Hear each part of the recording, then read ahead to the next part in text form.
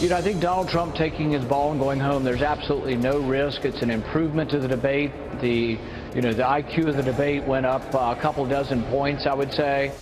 He thinks he's already elected himself king, so I'd say good riddance. That was Senator Rand Paul welcoming Donald Trump's decision to boycott tonight's debate. This as the Kentucky senator returns to the main stage after skipping the last undercard debate himself. Did Trump take a page out of Senator Rand Paul's book? Let's ask Republican Senator and presidential candidate Rand Paul. Good morning, Senator. Good morning. Thanks for having me. Great to have you. I know you're out in the cold. Is Donald Trump tonight pulling a Rand Paul? Well, it's kind of the opposite, actually. I was lobbying to get in the debate, and he's running away from the debate. No, I think he's very much afraid of questions about his bankruptcies, maybe afraid about the fact that he's actually never voted in a Republican presidential primary.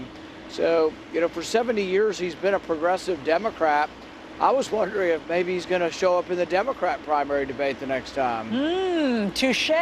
But it is similar to what you did. You had a slot in the undercard debate. You had your issues with being shunted to that debate, and you decided to skip it. He says that he has his issues with one of the moderators, so he's skipping. Well, the difference is I was lobbying to be in the debate. I think there's only really one main debate, and I thought we deserved to be in it. I was never lobbying to avoid questions from a tough questioner. And I think really what he's done and what he's said about the moderator in question is inappropriate behavior, and he should be shunned for it. I mean, the kind of things he said, I won't repeat on TV. I won't repeat in front of mixed company. So I think that he has brought the debate, the presidential debate, the tenor of the debate to a historic low. And so, yeah, I think it's fine if he misses, because it does bring up the respectability of the debate when you don't have a guy that's talking about things that really are inappropriate even in mixed company. The inappropriate things that you're referring to are the words that he's used to describe one of the debate moderators, Megyn Kelly, and you think that it goes beyond his feelings about Megyn Kelly. I've heard you say that you think that he has issues with... We lost our signal. Can you hear me, Senator? We lost our signal. Senator, can you hear us? Senator, I think we're having audio issues. All right, we'll take a very quick break. We'll get Senator Rand Paul back in 1 second. Stick around. We'll be right back. Let's bring back in Republican Senator and presidential candidate Rand Paul. Senator, so sorry about those audio issues. I'm sure it was something John Berman did. But let's get back to where we left off. You were saying that you think that the things that Donald Trump has said about the moderator, Megyn Kelly, are so inappropriate you don't even want to say them on the air. But you think it's bigger than that. Do you think he has issues with women? I think he doesn't like to talk about, his bankruptcies. And I think, part of his shtick is that he's all powerful. He's so rich, you can't imagine how rich he is, that he's going to fix the country. And I don't think he likes to be challenged about the fact that, he's been bankrupt 4 times. He doesn't want to be asked questions about, what happened to the workers that didn't get paid when he stiffed his creditors. I think he also doesn't want to ask the question or answer the question about, what does it mean to be a candidate that wants more power to gravitate to the presidency? See, there's a long-standing tradition among conservatives, myself included, that we want to limit the power of the executive. We don't want a strong executive. We want more checks and balances between Congress and the president. And we actually want more power returned to the states and the people. So we don't want an all-powerful leader that says, if you just give them power, they will fix things. That's actually what we're concerned about government, that power has a corrupting influence. So I think he does want to avoid difficult questions. And I do think that he's used to getting his way. Politico has a piece on, in Donald Trump's absence, what you will do and your strategy. So let me bounce it off of you. They say that for Cruz, Trump's absence means that the other candidates who trail him in Iowa, such as Marco Rubio and Rand Paul, only have one leader to fire upon. Paul, whose sagging showing in the polls caused him to miss the last debate, has been itching to take on Cruz. Is that your plan tonight? Well, I think he does have an authenticity problem, particularly with Liberty voters. We don't want the government collecting all our phone records.